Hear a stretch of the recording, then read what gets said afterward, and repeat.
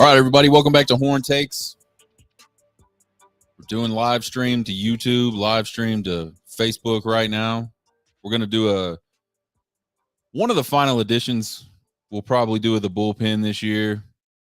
Texas takes the series from San Jose State and has what could be a really important season finale with West Virginia that starts off tonight and carries on through Saturday.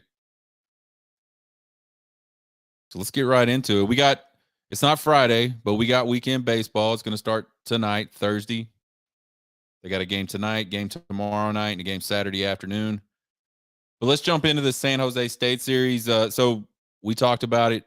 You know, Texas was in an outside position to probably host a regional with a series sweep, but that was one of the things we thought they had to do to be in a position to possibly host a regional. The other thing we thought they had to do was also sweep West Virginia. And then finally, we thought they've got to play well enough in the Big 12 tournament to get to the Big 12 tournament final. Well, and we predicted a sweep against San Jose State. We thought the bats were going to be too much. We thought the bats were going to eat, especially at the top of the order. And it turns out they did. They just didn't do it at all in the very first game. They blew a lead late. They were winning 4-2, headed into the 8th inning. They blew the lead late in that game. Cost them the opener. And then Texas goes on to explode for 32 runs in games 2 and 3. I would have taken 5 of those runs. Actually, 3 of those runs, 4 of those runs, something like that. Could have got them the sweep, and we'd be in a much better situation right now. I saw a graphic during the third game of the series on Saturday. This was a really explosive offensive series for Texas in terms of history for them. Wasn't the biggest, but it was top 5. And I didn't catch exactly where it was on that graphic, but if you watch those games at all, you were probably breaking your neck. If you watch baseball games like I watch baseball games, like I turn the game on, I start watching the game, but I get distracted with other things. Sometimes my phone, sometimes having a conversation with my wife, sometimes having a conversation with the kids or, you know, whatever. I'll get up and go do a little chore or something. Anyway, if you're like me when you watch games, you spent your whole day on Saturday, or excuse me, the whole second game on Friday breaking your neck trying to catch up with what was going on. But anyway, game 1, 6-4 loss. The bullpen gave up 4 runs in the last 2 innings of the game, 3 in the 8th, 1 in the 9th. Scored 3 runs on 2 walks, 1 hit by pitch and a double in the 8th. And then 1 run on a single, a sac bunt, and a double in the 9th to lose that one. I thought the bats were bad.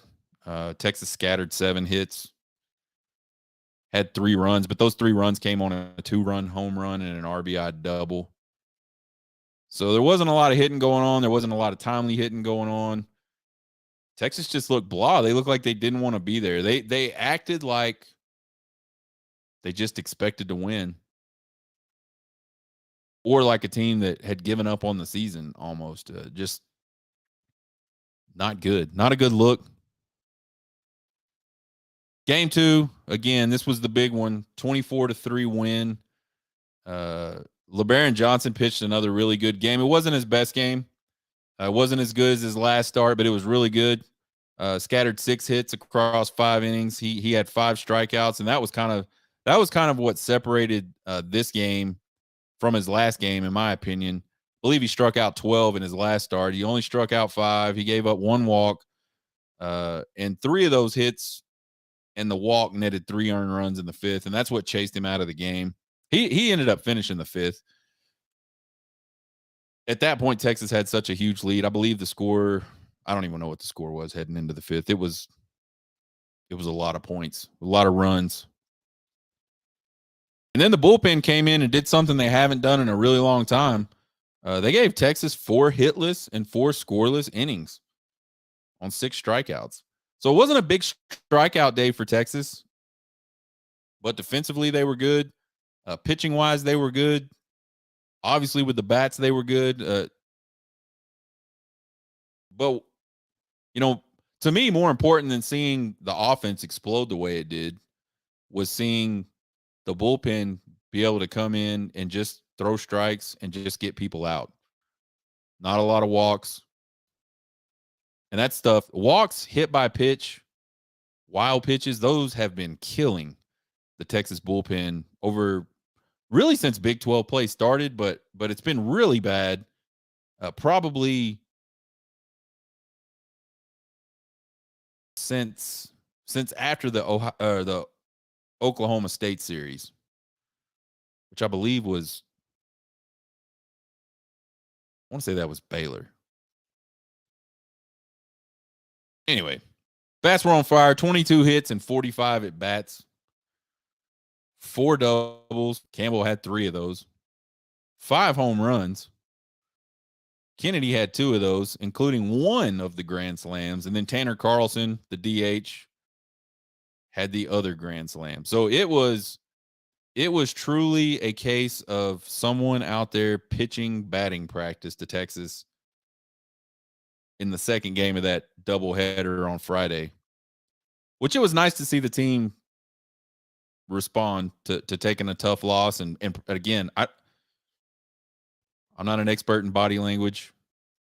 It just looked like they just weren't ready to participate in a baseball game early that afternoon for game 1. Game 3, 18-6 win. It was a run rule game in the 7th. This was a cool game, again, not just offensively, but Tanner Witt actually got his first win of the season. He did do it behind a lot of offense. He had 8 runs through the 3 innings he pitched. But he got through 3 innings on 40 pitches, gave up 2 hits, did have a walk, had a pair of strikeouts and 3 earned runs. But you look at his last 2 starts before this one, and they were quick, obviously, because of the arm, and they were pretty rocky. And again, this one wasn't perfect by any means, but he's showing improvement, and he's showing that he can pitch a little longer. So we'll talk a little bit more about Tanner Witt later, and how his sort of development and as he continues through, the steps you take to rehab that type of injury and that type of surgery, and really get yourself back in not only a mental state, but a physical state where you can compete at a high level. Talk about how that may help Texas out a little bit this year for the rest of the season. Staley comes in, who has been the Sunday starter. He scattered 4 hits and 3 runs over 4 innings. And that got the save for him in the run rule. Bats are obviously hot again. It's the second straight game that Powell got Texas started with a home run, 14 hits and 29 at bats. They only struck out twice. 6 of the 14 hits were for extra bases. And again, the top 6 in the lineup, we've been talking about it all season. Actually, that's gotten better. We at the beginning of the year, like when they came back from Cal State Fullerton, before they went on this really long home stretch that they won 16, 17, 18 straight games, something like that. During that stretch, at the beginning of that stretch, it was really Powell and Kennedy. And then in the middle of that stretch, Porter Brown got really, really hot, got his average up, got his impact up. And then Dylan Campbell came on. Dylan Campbell's an interesting dude because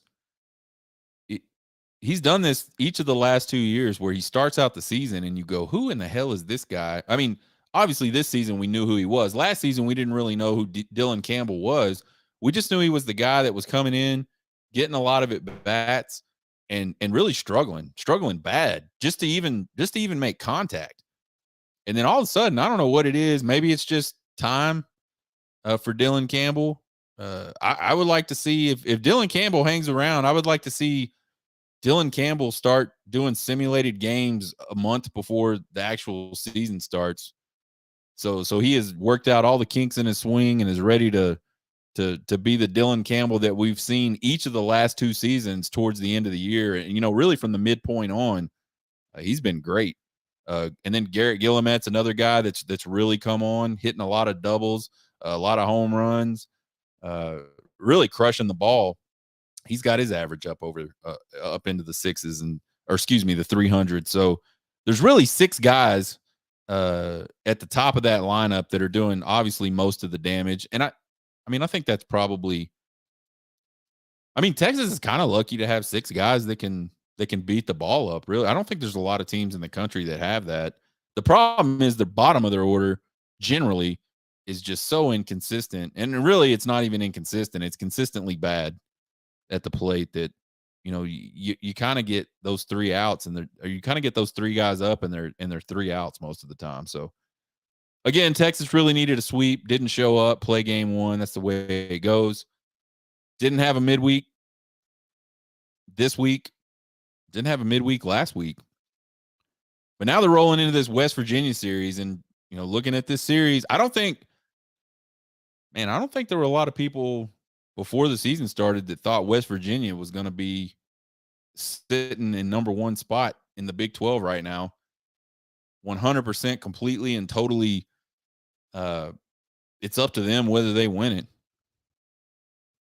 So looking at the numbers, Texas needs to sweep this series, or West Virginia is going to be the Big 12 regular season champ. And even if Texas does sweep this series, Oklahoma will have to take 2 out of 3 from Oklahoma State for Texas to be the regular season champ.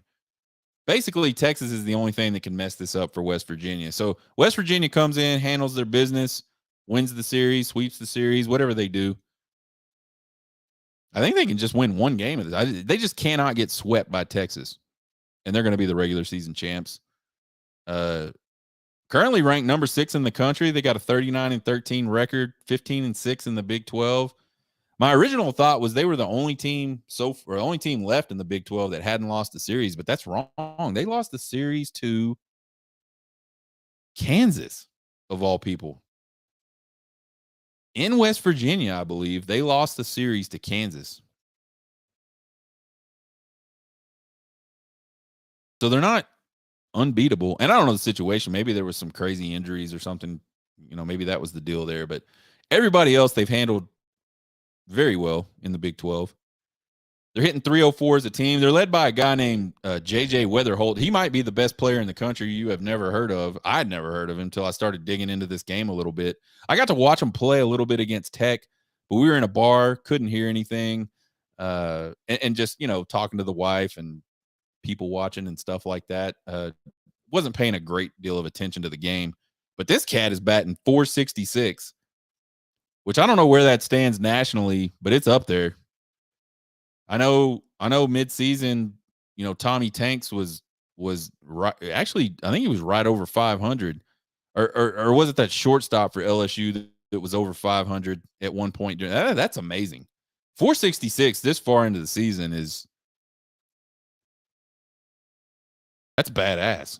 Good on that kid. This kid has 21 doubles, 2 triples, 15 home runs, 56 RBI.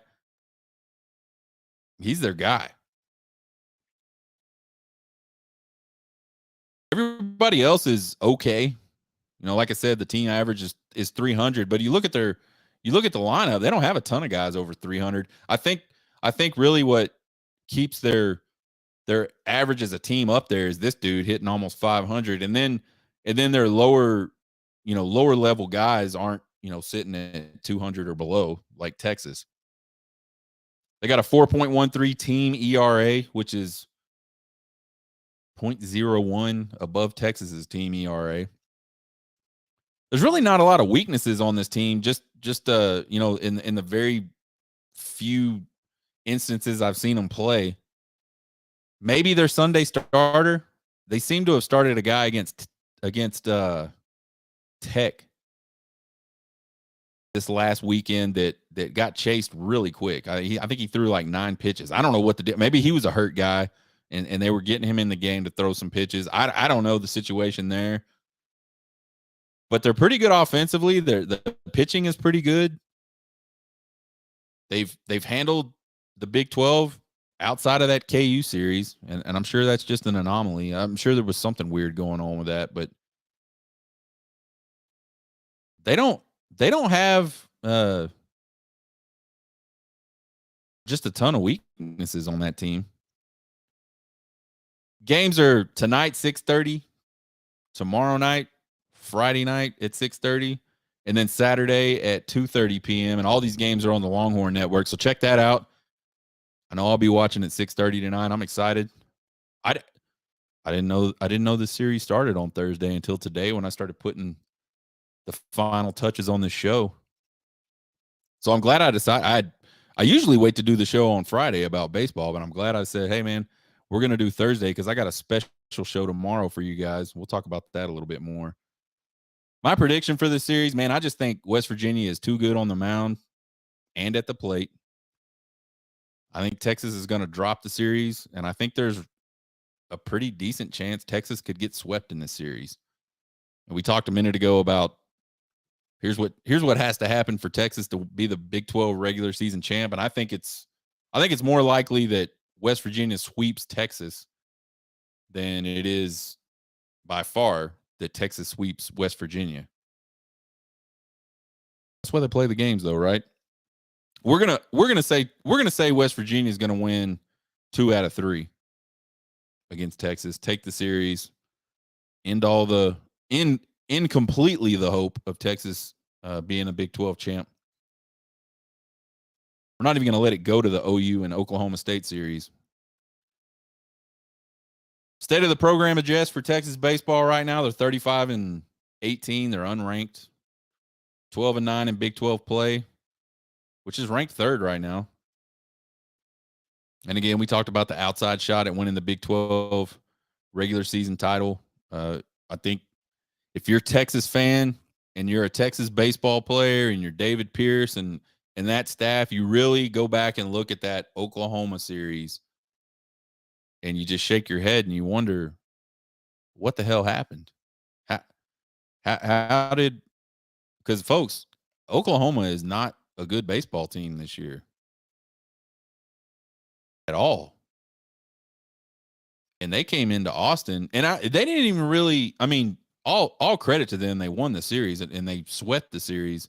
But man, Texas had so many colossal meltdowns on the pitching mound from the bullpen and even the starters really too. It was just an absolute clusterfuck. The whole thing, like the whole pitching effort that weekend was bad.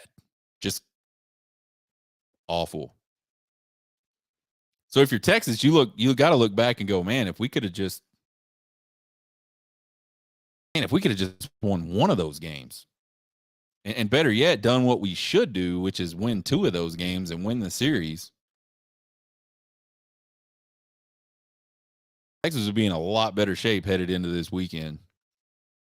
They'd probably be a lot better shape they'd probably still be ranked because the only series they would have lost in the Big 12 at this point would be that Oklahoma State series, which was a really close rubber match type deal.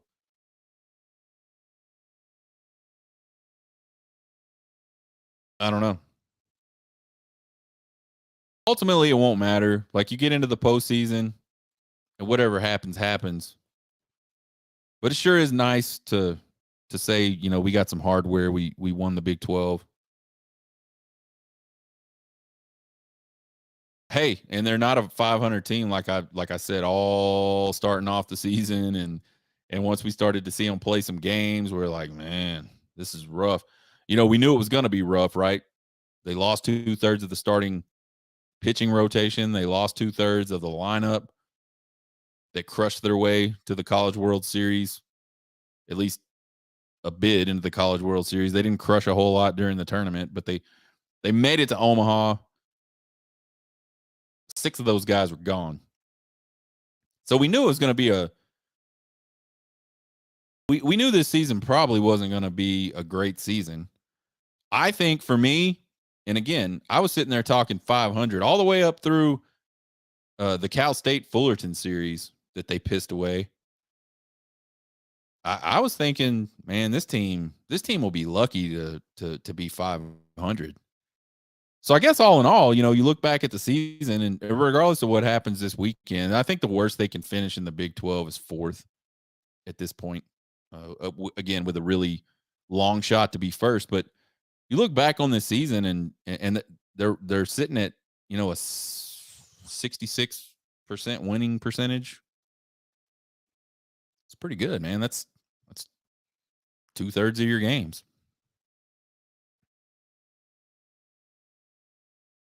Pitching, like I said earlier, we're sitting at four and some change on the team ERA. The starting rotation seems pretty set.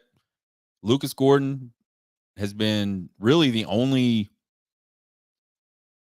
consistent bright spot in that starting rotation this year. And I only say he's the only one because LBJ, the next guy in the rotation, has been in and out of that rotation, and really due to no fault of his own. Like, again, I said it last week on the show. I do not know what LBJ did to get demoted from the rotation once he got sort of pushed into that role. He started out the season as the Tuesday starter. He threw out of the bullpen a few times on weekends. And then some point during that really long winning streak, they moved him. They moved him to one of the starter roles, and he did really good. And then all of a sudden, he just wasn't there anymore. He wasn't injured. Again, I'm failing to recall any indication with his actual performance on the field what would have prompted David Pierce to change that back or mix things up again. I think you look at the rotation now, he's another bright spot in that rotation. But season-wise, he just wasn't there enough. And now we got Tanner Witt back. Tanner Witt's going to be a mixed bag for a while. And when Tanner Witt's done, whether it's, I got through 3 innings and I threw 40 pitches, or, whatever the next step is for him, there's going to be a next step. There's going to be a pitch count that they don't want him to go past. And they'll hand the ball over to Travis Staley in that case. And, man, Travis Staley's been a guy that's super inconsistent. Sometimes he's good. Sometimes he's bad. He's never really just kind of there. He's either good or bad. And I think that's just a mental thing for him. Bullpen is an absolute wreck. There's not many arms in the bullpen that David Pierce can count on to just come in and throw some strikes, man. I mean, they can't even just throw some strikes. It's one thing to come into a game, fill the zone up, and the batters are just better. The hitters are just better that day. They put the ball in play and they find the holes. There's not a lot you can do about that as a pitcher. I mean, maybe you're missing a little bit on your spots.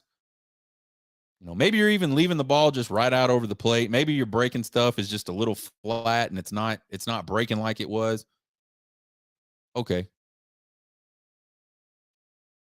I can handle that. Like, as a fan, I think as a coach, because I've done a little bit of coaching. I mean, I've coached with other guys on my son's teams and things like that. So I have a little bit of experience coaching, and I was the same way with these kids. Just put the ball over the plate. Just like put them in play. And I mean, you got 8 guys behind you. Let's get them in play consistently, and let's let the defense make some plays for us. Sometimes, the smaller kids, that doesn't always work. Hell, up through high school, that doesn't always work. It doesn't always work in college or in the major leagues either. But it's way better to me than walking a lot of people or hitting them. And then once they're on base, you throw in pitches that the catcher can't even get a glove on. That's the kind of shit that, as a fan, just absolutely triggers me.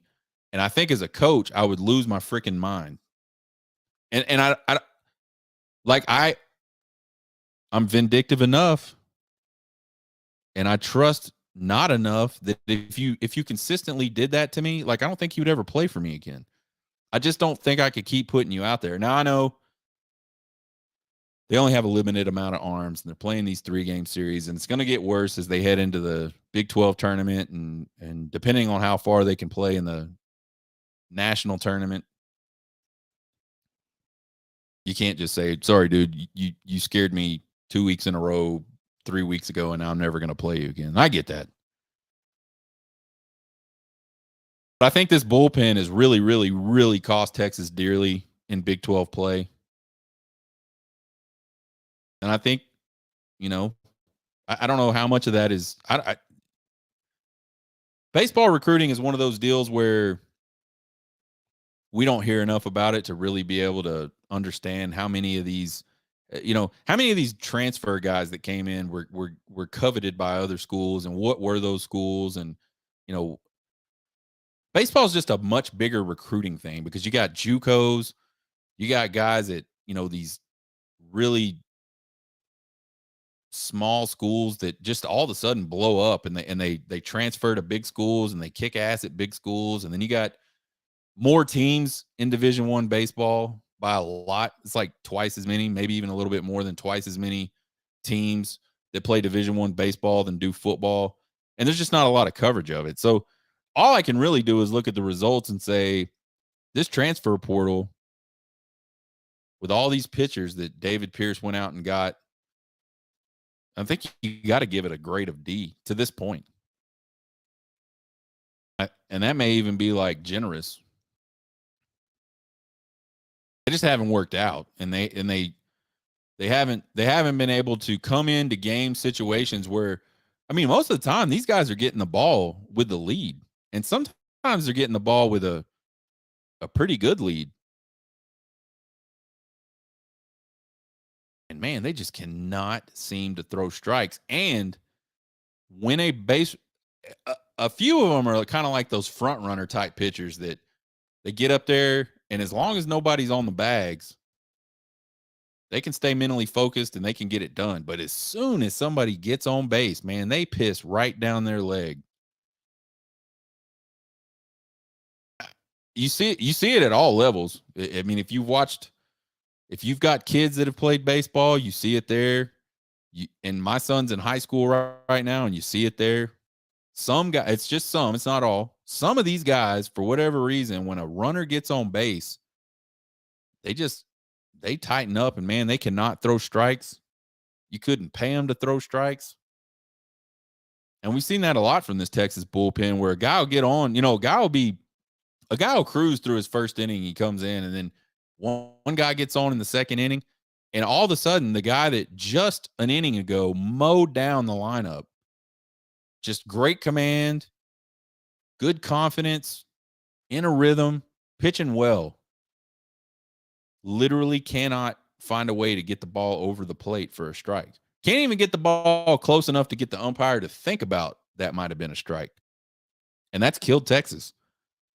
And I think David Pierce can't do anything about the players that left. But you look at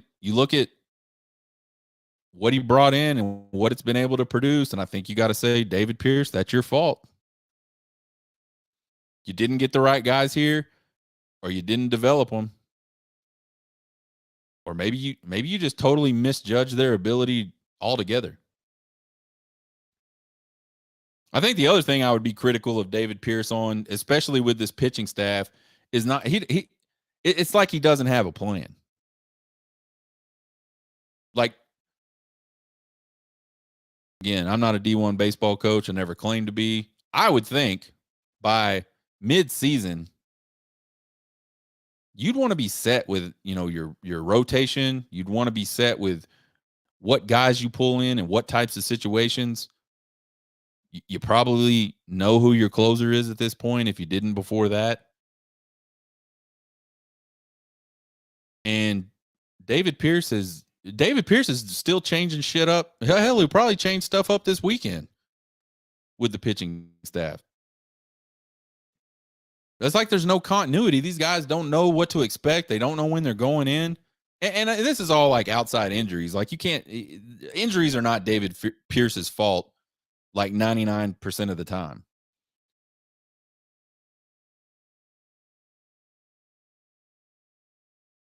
But Texas doesn't have any injuries on the pitching staff. He just can't decide who he wants to pitch, where and when and all that stuff. And for a pitcher, that's got to be rough. Offensively, they're batting .299 as a team. That's a little bit down from last week, the week before maybe. They're still being led by those same 6-7 guys. You got the usual suspects that we've talked about already that are over 300, and then Tanner Carlson, who's taken a bigger role as a DH here in the last couple of weekends. He's doing really well. He's brought his average up. He never was super low, but he's got it up over 300. So now Texas has 7 guys that are pretty consistently in that lineup. I think Tanner Carlson will be the DH when Guillemette is hitting or catching rather. And if Rylan Galvan catches, I think you'll see Guillemette be the DH there, and Tanner will sit. But he's kind of found that role, and he's doing really well. Pierce finally sits Mitchell Daly. If you've heard this show at all, and I hope you have, paid attention to me during this show at all, you've heard me talk about Mitchell Daly and just how frustrating he's been. This guy, 1 for 18 in his last 2 Big 12 series. He's batting .132 in conference. He hasn't started a game since the KU series. That was 11 days ago. He did get 2 at-bats in the nightcap against San Jose State Friday night, the 24-3 game. He went 0 for 2 with 2 strikeouts. And the thing about Daly is it's not just that lack of production. Baseball is a tough game. Hitting is a tough game. They play a lot of games. Even the best hitters in the world go through these stretches where, they just can't do anything with the baseball. They're not seeing it well. The timing's off, whatever the case may be, they're not producing. That happens. But with Mitchell Daly, to me, it's like his approach has been just god awful all season. He's not even in a good mental state. Like this is almost every single Mitchell Daly at bat. Get in the box, have this really stupid shit-eating grin on your face. And again, if you've heard me, if you listen to the show, you've heard me talk about this grin he has. It's annoying. It's like a arrogant type of grin, which would be awesome if you were hitting 466 and smoking the ball over the fence every 10, 15, 20 at bats. But when you're terrible, it's just annoying, and it's just an arrogant little grin. So he does that, and then he watches the first pitch go literally right freaking down the middle of the plate. Like the best pitch he will see in the entire at bat happens on the first pitch. Because I don't know if that's the scouting report on Daly. He ain't swinging at the first pitch. He's going to watch it, and he's going to nod to himself, yeah, I'm ready now. The next pitch is basically the same pitch, maybe a little bit up, that he can't catch up to, and he either fouls it off or just completely misses it.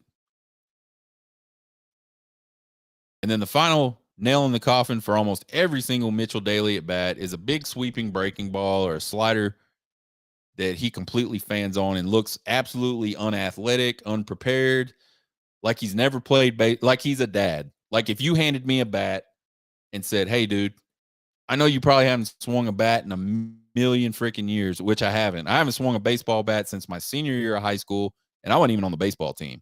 Before that, I hadn't swung a bat since I was 13, maybe 12, 13, something like that.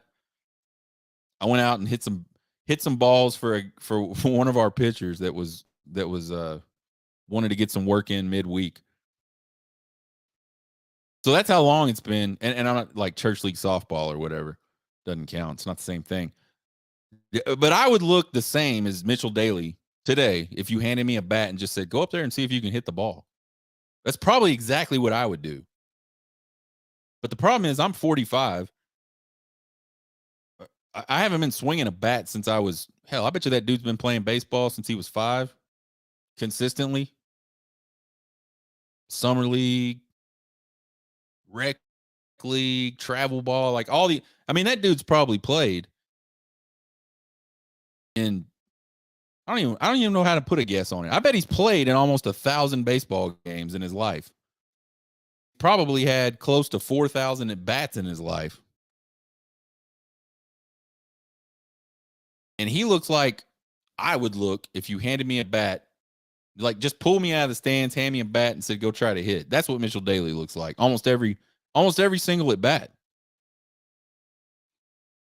And then I think the other thing that did him in was his lack of athleticism defensively. I mean, we've talked about that too. He's a great second baseman, and he's not a bad shortstop. He's just not.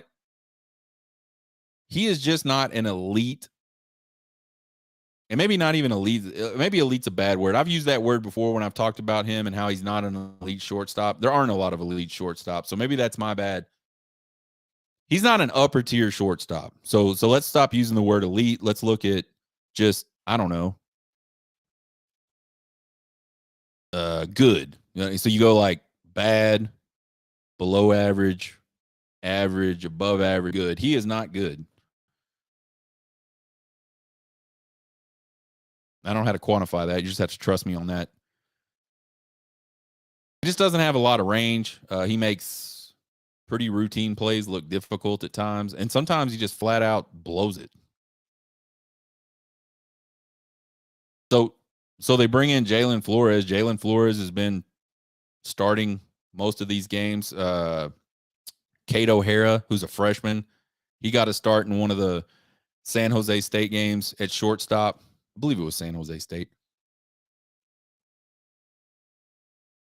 So he's starting to work with some more guys, and man, I'm glad to see it. I think he waited too long, just like he waits too long on some of these pitching decisions. If you've watched Texas play this year, you've probably seen it happen where all of a sudden the bases are loaded and nobody's out, and then he decides to go out there and go get another pitcher. And I don't know about. I mean, I've never been a big time pitcher, but I would imagine there's probably not a more stressful situation as a pitcher than to come out of the bullpen with the bases loaded and no outs. And David Pierce consistently puts his pitchers in that type of situation because he waits too long. I think he waited way too long to sit Mitchell Daly. I don't know if Jalin Flores will work out. His average isn't great right now. But man, if you'd have spent half the amount of time you've just given Mitchell Daly to go up there and do the same shit over and over and over again in Big 12 play, maybe Jalin Flores gets some consistency, gets some he's obviously going to get more at bats. Maybe he breaks through that, I'm a freshman and I'm still trying to find my way and I'm still getting used to college pitching. And maybe he breaks through that and now he's kicking ass. Maybe you got 8 guys then that are busting the ball. Instead of like literally, if you bet $1,000 on Mitchell Daly being an out, you'd be rich right now. Maybe not rich, but you'd have a lot of money because your losses will be very few and far between.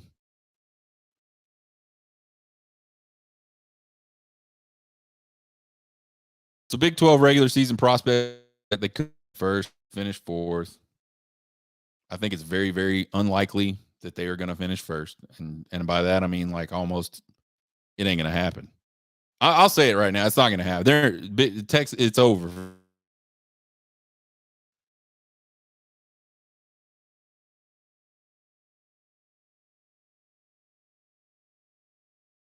The whole bullpen offensively, I think Texas does enough that they could win. They should be able to win most games. They'll have their stinkers every once in a while, but generally they're putting up lots of runs. There's lots of production, and the bullpen just lets them down. And so if the bullpen can ever get their shit straight, which is possible. They've done it before. Man, during that winning streak, they were looking good. And really, to start the year off, they were doing really well. I think the Texas pitching group, the starters and the bullpen combined, they put Texas in position to win a whole hell of a lot of games that they lost earlier in the season because we just couldn't hit. And now the offense is freaking smoking. And the damn pitching can't throw a strike.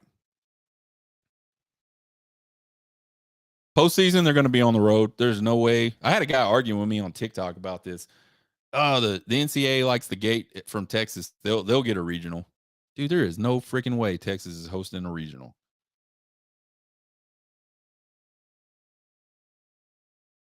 And if they do, I'll be really, really surprised. And I'm not going to offer up anything. I'm just going to say they're not going to host a regional. But they're going to be on the road for the entire tournament. So they need the bats to get hot, and stay hot, which they're hot right now. They need to catch some magic out of that bullpen. They need to find probably at least 2 arms that they can count on to do something, to just come in and throw some strikes and let the defense play. I just don't think they have the quality depth in the pen at this point to make it out of a regional. I think they're not going to a super regional this year. I'd be very surprised if they made it to a super regional. The only, like, the small, to me, like, the small glimmer of hope there is that Tanner Witt, we talked about like that sort of threshold with pitching and, the number of pitches and just trying to find yourself mentally and, all that crap that goes into coming back from an injury like that. If Tanner Witt can get on the other side of that between now and the tournament, that would give them 3 really solid starters. And I don't know, man, I have no idea, like a Tommy John guy. I don't know if there's like a chart that says, man, you come out and you pitch 20 innings this game, then you try to stretch it to 30, and then you go to 40. I don't know if 50 is the next gate. I have no idea. So realistically, I don't know what Tanner Witt could do if we're following some sort of, chart or some sort of, this is just how you handle these types of coming back from these types of injuries.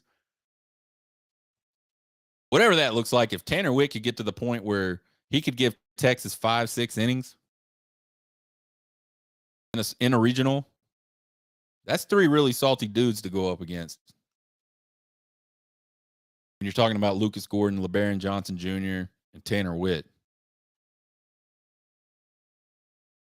So I think for Texas to make it out of the regional, they're going to have like a yeoman's effort at the plate. They're going to have to do what they did against East Carolina last year and just absolutely mash baseballs. And or Tanner Witt is going to have to play into, he's going to have to be a bigger player in the picture, right? And I'm not trying to put any pressure on him. I don't know if even that's possible. It may just not be possible, and that's fine. If not Tanner Witt, then some guys in the bullpen have got to step up and got to be able to hold leads.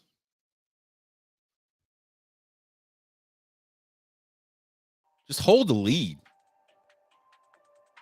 You don't have to win. You just got to hold on, right? All right, join us tomorrow, Friday, 3 Central-ish. We're going to do From the Cheap Seats. We're going to have Chris from the Spurs Up Show. We're going to talk a lot of Texas to the SEC, Oklahoma to the SEC, what that looks like, South Carolina sports, football. They're coming off a really good end of the season last year. We're going to talk about that. We're going to talk about the baseball team there at South Carolina. And then you can join us again on the bullpen next week. We'll talk about West Virginia series and Big 12 tournament. Subscribe to the podcast. Check us out at TikTok, Twitter, Facebook, at Horn Takes. Email me at horntakespodcast@gmail.com with all your comments, questions, concerns and criticisms. I love them all. You guys have a good weekend. Hook 'em.